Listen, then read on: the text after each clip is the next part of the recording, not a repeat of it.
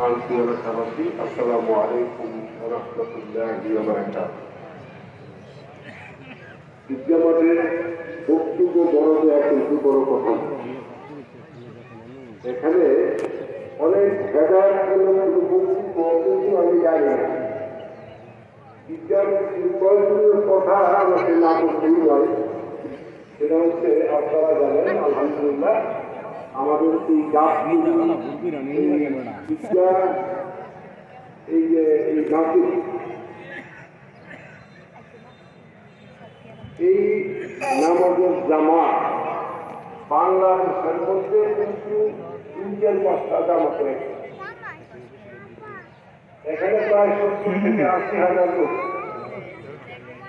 এটা কিন্তু আমাদেরকে মুগ্ধ করে, কারণ খেয়াল করে দেখেন ঘোরাটিয়া কিন্তু একটা জামাত হচ্ছে